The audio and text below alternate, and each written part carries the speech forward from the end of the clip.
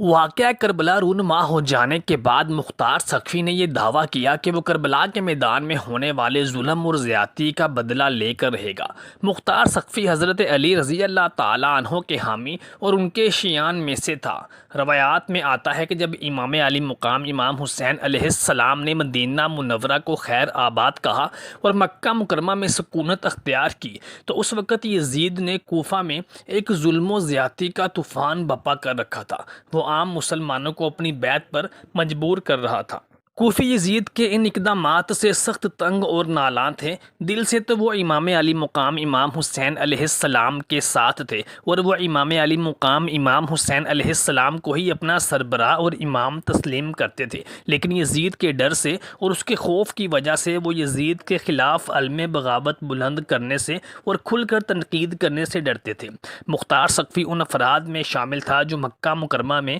امام علی مقام امام حسین علیہ السلام کے پاس کوفیوں کی فریاد خطوط کی صورت میں لے کر گیا اور کوفیوں کے لکھے گئے خطوط امام حسین علیہ السلام کے پاس مکہ مکرمہ لے کر حاضر ہوا تھا۔ یزید نے جب ابن زیاد کو کوفہ کا گورنر مقرر کیا تو عبید اللہ ابن زیاد نے سب سے پہلے امام مسلم بن عقیل علیہ السلام کے ہاتھ پر امام علی مقام امام حسین علیہ السلام کی بیعت کر چکے ان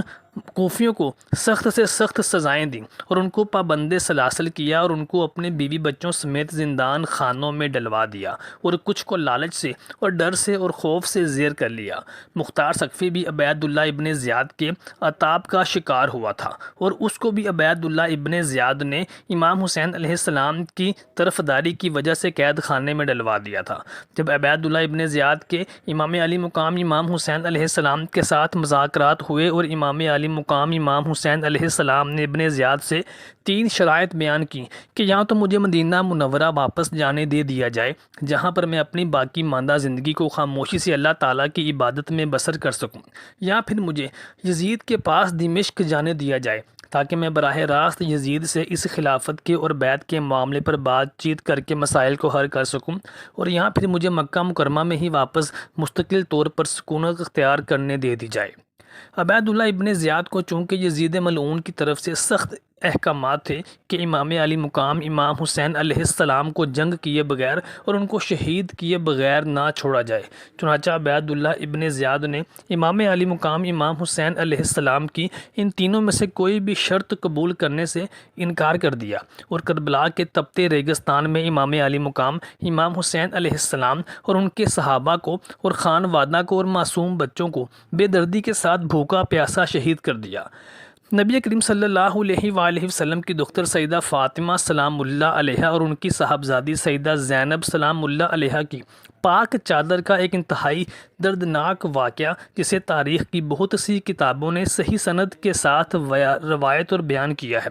اس پاک چادر کا مختار سقفی کے ساتھ کیا تعلق تھا؟ محترم ساتھیوں، روایات میں آتا ہے کہ ایک دفعہ نبی کریم صلی اللہ علیہ وآلہ وسلم کی بارگاہ میں ایک نو مسلم صحابی حاضر ہوئے اور عرض کرنے لگے، یا رسول اللہ صلی اللہ علیہ وآلہ وسلم، میرے ماں باپ آپ پر قربان، میں نے کچھ دن قبل ہی اسلام قبول کیا ہے اور میں بے حد محتاج ہوں، میرے گھر میں میرے بیوی بچے بھوکے ہیں۔ نبی کریم صلی اللہ تعالیٰ علیہ وآلہ وسلم نے اپنے صحابہ کرام علیہ اجمعین کے اس مجمع سے مخاطب ہو کر ارشاد فرمایا کہ ہے کوئی اللہ کا نیک بندہ جو اپنے اس نو مسلم بھائی کے لیے اس کے بچوں کے لیے کھانے کا بندوبست کر سکے؟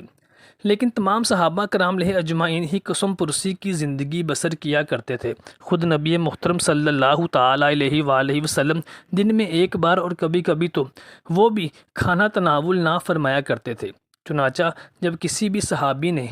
ان کو کھانا کھلانے کا اور مدد اور تعاون کرنے کے لیے ہاتھ کھڑا نہ کیا تو نبی صلی اللہ تعالیٰ علیہ وآلہ وسلم نے حضرت سلمان فارسی رضی اللہ تعالیٰ عنہ کو حکم دیا کہ اس نو مسلم صحابی کو در فاطمۃ الزہرا علیہ السلام پر لے جاؤ اور گھر میں کچھ ہوا تو وہ انہیں اور ان کے بچوں کے لیے کھانے کے لیے ضرور دے دیں گی۔ روایات میں آتا ہے کہ جب حضرت سلمان فارسی رضی اللہ تعالیٰ عنہ در سیدہ فاطمۃ الزہرا رضی اللہ تعالیٰ عنہ پر پہنچے تو سیدہ فاطمۃ الزہرا رضی اللہ تعالیٰ عنہ نے ارشاد فرمایا کہ سلمان گھر میں تو کچھ بھی نہیں ہے جو ان کو دے دیا جائے، لیکن فاطمۃ الزہرا رضی اللہ تعالیٰ عنہ نے اپنی چادر مبارک حضرت سلمان فارسی رضی اللہ تعالیٰ عنہ کو دی اور فرمایا کہ سلمان اس چادر کو بازار میں فروخت کر کے جو بن پڑے، جو بھی وصول ہو، اس سائل کو دے دیا جائے تاکہ وہ اپنی ضرورت پوری کر سکے۔ سلمان فارسی رضی اللہ تعالیٰ عنہ جب اس چادر مبارک کو بیچنے کے لیے بازار میں گئے تو ایک یہودی راہب نے حضرت سلمان فارسی رضی اللہ تعالیٰ عنہ کو دیکھا، ان کو روکا اور پوچھا کہ یہ چادر کس کی ہے اور اسے کیوں بازار میں لے کر آئے ہو؟ تو سلمان فارسی رضی اللہ تعالیٰ عنہ نے کہا کہ یہ دختر محمد صلی اللہ تعالیٰ علیہ وآلہ وسلم کی پاک چادر ہے اور یہ بازار میں فروخت کرنے کے لیے لے کر آیا ہوں تاکہ اس کو فروخت کر کے کچھ رقم وصول ہو سکے جس سے اس سائل کی ضرورت پوری کی جا سکے۔ وہ یہودی راہب کہنے لگا، سلمان میں تم سے یہ چادر خرید تو لوں گا لیکن مجھے کچھ دیر کے لیے مہلت دے دو۔ چنانچہ وہ یہودی راہب سلمان فارسی رضی اللہ تعالیٰ عنہ سے اس چادر کو لے کر اپنے گھر کے اندر چلا گیا اور جا کر آسمانی صحیفوں سے اس چادر کو ملانے لگا۔ کچھ دیر بعد وہ یہودی راہب باہر آیا اور کہنے لگا، سلمان میں تم سے یہ چادر ضرور خریدوں گا لیکن یہاں نہیں، مسجد نبوی میں تمہارے نبی صلی اللہ تعالیٰ علیہ وآلہ وسلم کے سامنے خریدوں گا۔ سلمان فارسی رضی اللہ تعالیٰ عنہ اس راہب کو لے کر مسجد نبوی میں تشریف لے گئے اور جا کر یہودی راہب کو نبی کریم صلی اللہ تعالیٰ علیہ وآلہ وسلم کی بارگاہ میں حاضر کیا۔ اس یہودی نے کہا کہ میں نے اپنے پرانے آسمانی صحیفوں یعنی تورات اور انجیل اور زبور وغیرہ سے اس چادر کو ملایا ہے اور ان صحیفوں میں واضح لکھا ہوا تھا کہ آخری نبی محمد مصطفیٰ صلی اللہ تعالیٰ علیہ وآلہ وسلم کی بیٹی کی پاک چادر کسی سائل کی،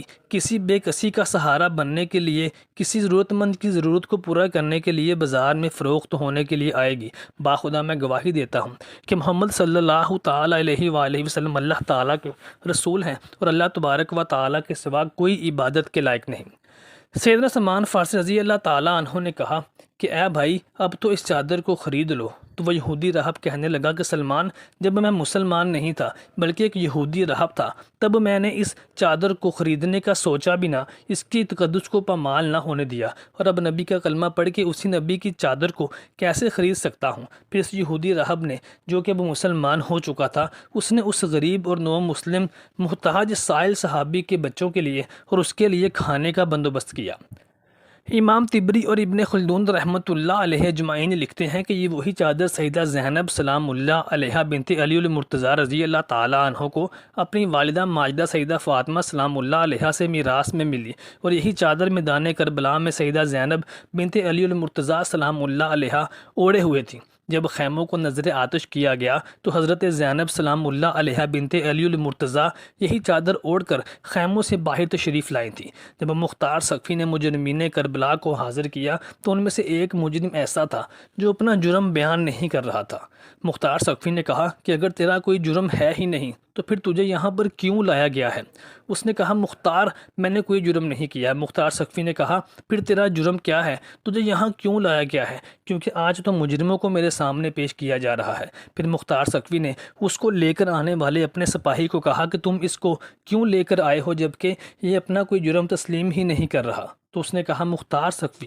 اس کا جرم ہے لیکن یہ بتا نہیں رہا۔ مختار سقفی نے اپنی تلوار نکالی اور کہا کہ تو اپنا جرم خود مجھے بتائے گا ورنہ ابھی تیرا سر قلم کیے دیتا ہوں۔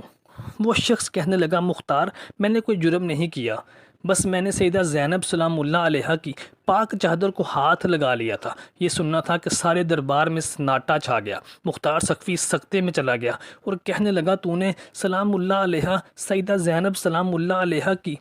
پاک چادر کو ہاتھ لگایا، جس گھر میں جبرائیل امین بھی اجازت کے بغیر داخل نہیں ہوتے، تو نے ان کی چادر کو ہاتھ لگا دیا۔ یہ کہہ کر مختار سقفی نے اس شخص کا سر اس کے ناپاک تن سے جدا کر دیا۔